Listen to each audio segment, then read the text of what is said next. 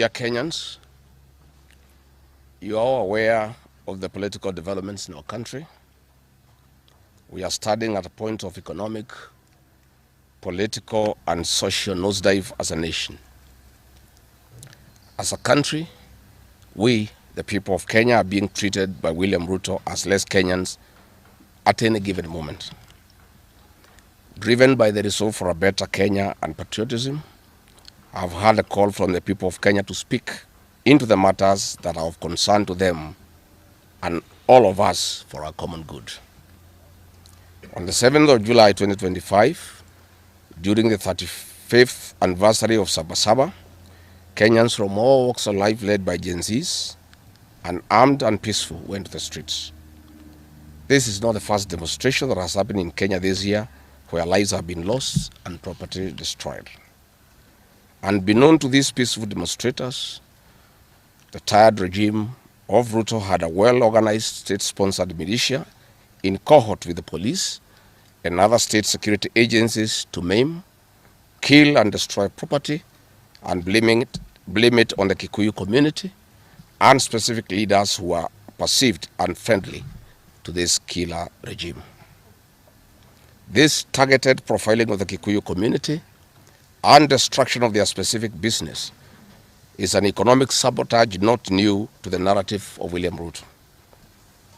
On the 30th day, this state-sponsored militia, under instructions and guidance from the police, were dropped in different places in the country, and mostly in the Mount Kenya region and other regions not perceived friendly to the government.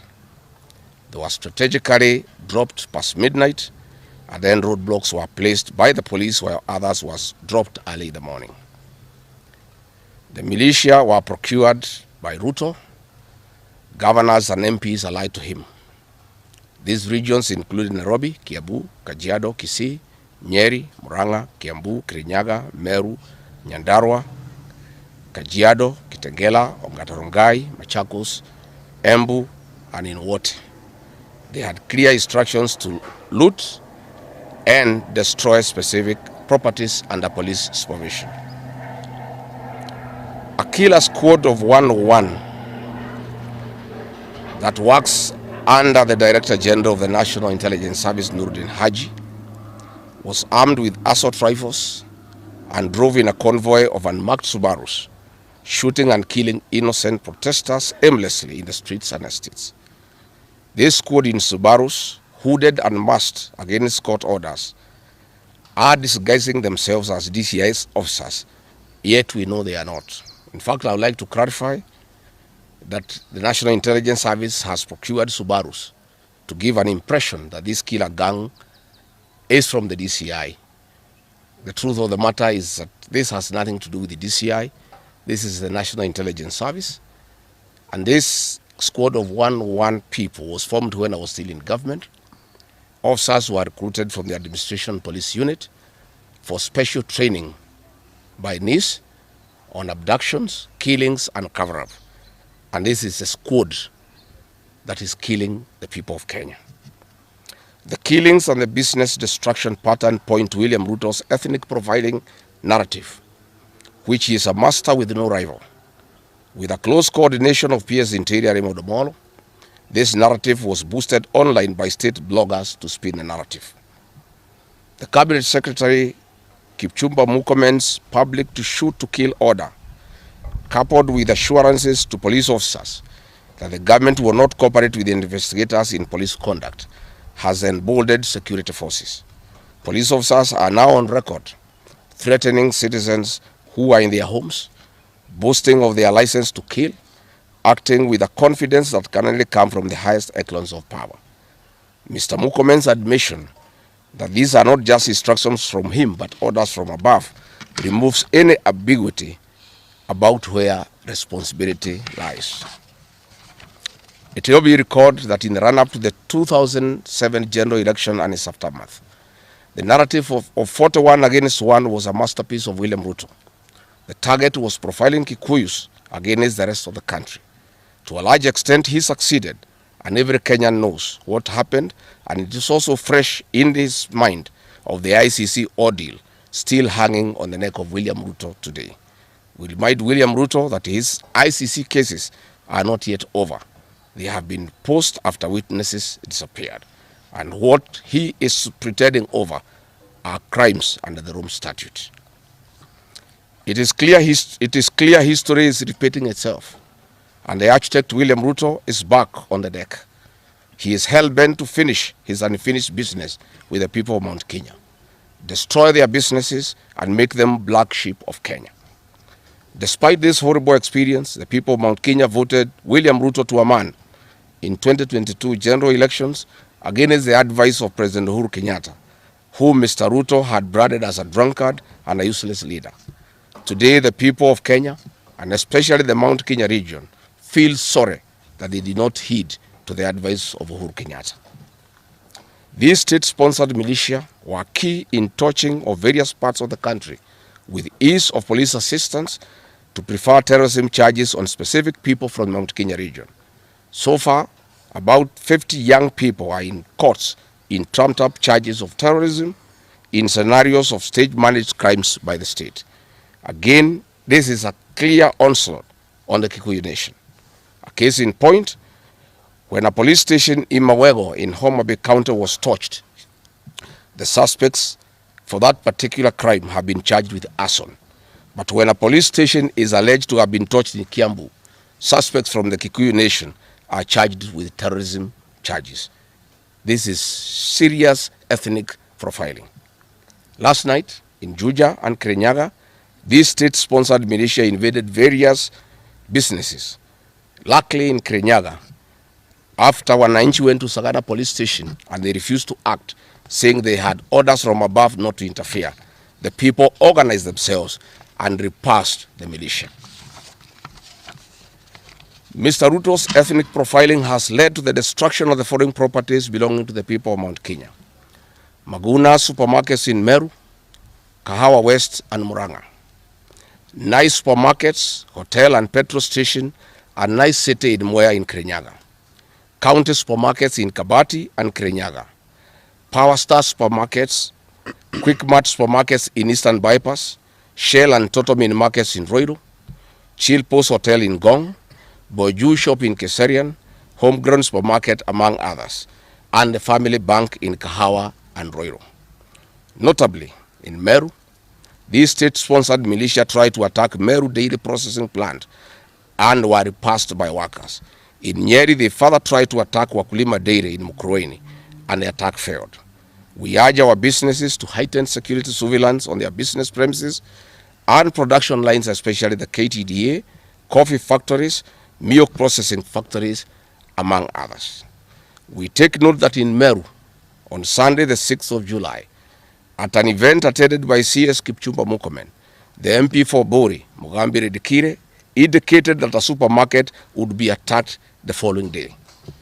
As sure as December 25 is Christmas, and true to his word, Maguna supermarket was touched by the state-sponsored militia, which the MP was private to. Why hasn't Mugambire Dikire been arrested? How did he know that a supermarket would be attacked? This is selective justice. The evidence that these militias are state-sponsored is plain for all to see. Videos circulating widely show police officers not merely failing to intervene, but actively transporting armed groups who proceed to unleash destruction with apparent impunity. Uniformed officers have been seen standing guard as these groups rampage. They are in action and a stark contrast to strong statements being made by government. In Nyeri, journalists were attacked by these militias in the presence of the police. It is well documented. This is a clear indicator that Ruto is working with governors and MPs allied to him to destroy businesses owned by the Kikuyu, the Meru and the Embu, and blame it on people who don't support his administration. This is a tactic that was used by the colonialists with the collaborators who searched earth policy and torched buildings and businesses and blamed it on the Mau Mau. This divide and rule tactic will not work, Mr. Ruto. We know that in Meru, they want to use this mayhem to blame Mithika Linturi. In Embu, they have already blamed Mkonji Gitonga. In Ketengela Iron Gong, they want to target Senator Seki and MP Onesmus Ngogoyo. In Nyeri, they are trying to haunt Honorable Kagusha. And in Kirinyaga, they are targeting Senator Murango. We want to remind President Ruto that it is not the Kikuyus who want him out of office. It is the entire people of Kenya. Kenyans are suffering equally across the country. That is why Kenyans have said, if you, Mr. William Ruto, believe that it is the Kikuyus who want you out, then all Kenyans are Kikuyus. I want to thank the people of Kenya for standing out against this tribal profiling of the Kikuyu. The people of Kenya yesterday did wonderful by saying that the Kikuyus should not be profiled. This morning, I've seen Ruto quivering and wailing in uncontrollable anger. Mr. Ruto, excessive anger is not a solution. I want, with a lot of humility, to advise you to stop being angry. That will not help. You need to know what you need to do because you have not been listening to the people of Kenya. The people of Kenya are more angry than you are. They are angry because you have overtaxed them. There is wanton corruption. There is abductions and extrajudicial killings. There is ethnic profiling and other ills that bedevil your administration. If you want to be calm, please abolish the housing levy and give dignity to the payslip. I have heard you saying that you cannot give jobs to the young people. Please restore the dignity of the payslip. Restore the capacity of the middle class. The middle class will give jobs to these young people. Stop killing and profiling the young people. Listen to them.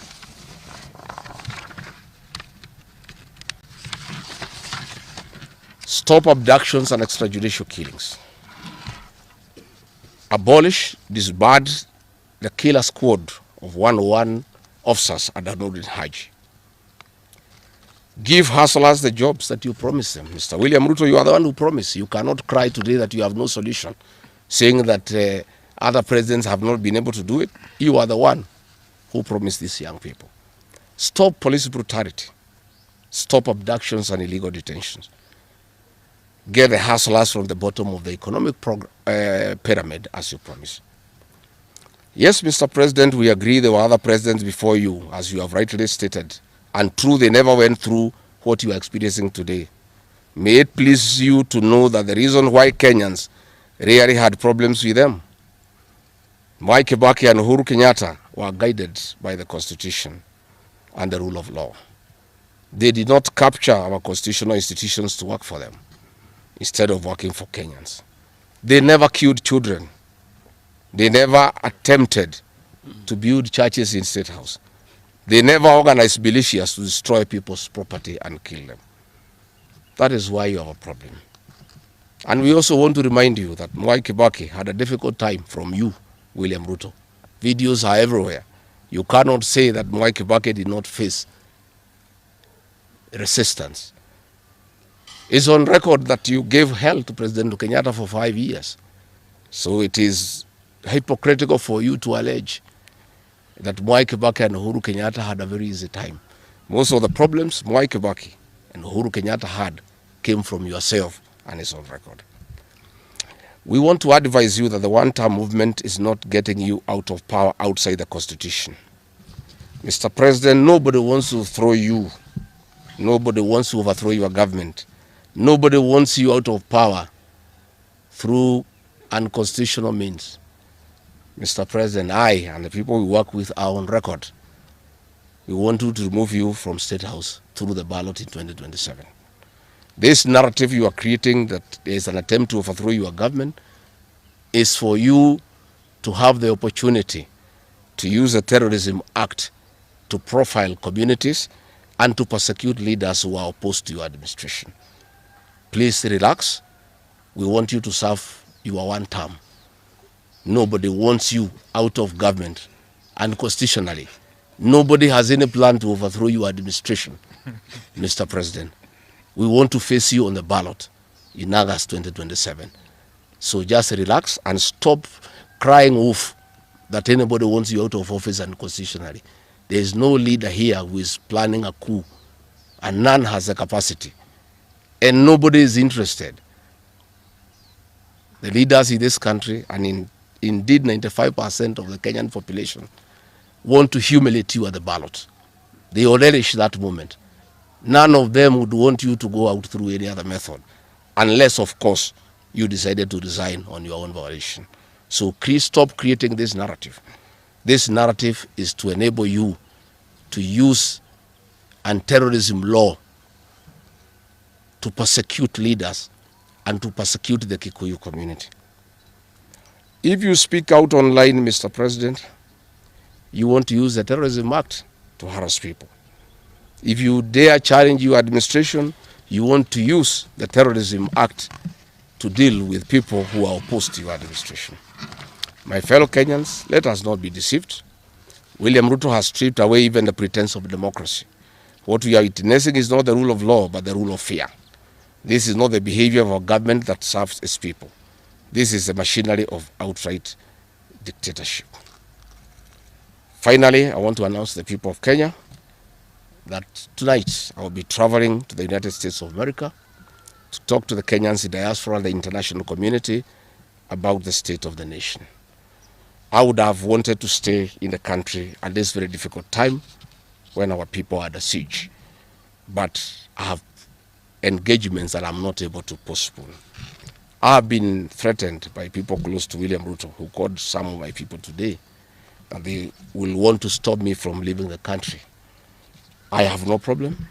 If you want to come and arrest me at the airport, as you are threatening us, you can go ahead. I don't have a problem. You cannot sell fear to us. You know, even if you sold us fear, we cannot buy. You know, and therefore, as I'm out of the country, unless I'm stopped from going, and if I'm stopped from going, I'm still okay. I'll be here because this is my country. We have made sufficient arrangements with other leaders in the united opposition to create a pool of lawyers to come in through for our young people who are being persecuted on trumped-up charges of terrorism. And I want to explain. I have heard the president saying that people have attacked police stations and the law courts. It was all stage managed by the MP for Kikuyu. How do you explain that people can walk into a police station and they are not armed and take over the police station from armed police officers? How do you go to the courts that are guarded by armed police officers and touch them? All these attacks of vital installations were stage managed by William Ruto through Kimani Ichung'wa to create the opportunity to prefer charges against people using the Anti-Terrorism Act. That is the reality. So nobody has attacked any police station. They were all stage managed by government. And what is happening is history is repeating itself. This is exactly what Moi did in the 80s against the Kikuyu community. After the abortive 1982 coup, he used sedition laws and the clandestine Mwa Kenya movement to profile the community and hold people into court, and they'll be taken by Bernard Chunga after 5 p.m. This is history repeating itself. I want to ask our people to be calm, to be cautious, and to be strong. I want to appeal to our young people, the Gen Zs. Looking at the scenario of what is happening and what William Ruto has planned, I want to ask my children, my sons and daughters, to consider applying the next onslaught against the President William Ruto by getting IDs and registering as voters so that they can deal with William Ruto on the ballot. Because I fear for them. Anytime they go out to the streets, they are killed like chicken. I would like to preserve to us these children. We would like to live with them. We would like to see them grow. And when we look at the desperation of William Ruto and the brutal force he is using against these children and the use of state militias to attack them, I would like to plead with them to consider, to join us, we in the opposition, by registering as voters. And in 2027, we'll be able to get rid of President William Ruto. William Ruto, finally, let me ask you a question. The Kikuyu nation, the Mount Kenya people, you call tribalists every day. These people you are waging war against, their businesses, are the same people who voted for you, even after what you did to them in 2007. They forgave you and considered you as a person they can elect as president. You have turned against the community. You are trying to mobilize other Kenyans to profile them and to fight them, but they have refused. These same people from Mount Kenya have the capacity to support somebody else. It must not be you. And they proved that they are not tribal by voting for you when you are Kalenjin. They can vote for a Kamba. They can vote for a Kisi. They can vote for a Luya. They can vote for a Maasai. That sense of entitlement that you are having to the Mount Kenya vote is misplaced. They voted for you, yes. You betrayed them. You turned against them. They don't have to vote for you again. Please stop persecuting them into submission. They will not submit to your brutality, to your vicious attack against them and their leaders. That I want to tell you for free today. I've listened to you talking with a lot of anger, calling them tribalists. They are not. How can they be tribalists when they voted for you and you are not one of them? But you don't have a sense of entitlement that they must vote for you. You know what you have done to them and why they have reacted the way they have. And I want to assure you, you cannot scare them into submission. Even if you jail them, they will not submit. These are seasoned descendants of the freedom fighters, and they cannot be intimidated. So let me encourage my leaders here as I go away to remain strong, to remain focused, and to speak for the people of Kenya. I am I have a lot of gratitude to the Honorable Stephen Kalonzo Musyoka and Eugene Wamalwa, who have been in court the whole of yesterday and today, standing strong and defending our young people who have been framed and charged with treason. For those two leaders, I want to give them the gratitude of my community and our leadership. They have come through for a community when it's under siege, and we are indeed very, very grateful. I want to ask our leaders here to be vigilant and to continue speaking out to the people of Kenya. Should the situation get out of hand and I need to cut my trip short and come back to join the other leaders in defending our people and speaking for them, I will gladly do so. Thank you very much. Good. That's comprehensive. I don't think iko maswali hata kidogo. Labda ile watu ya Kameme iko na Iloro.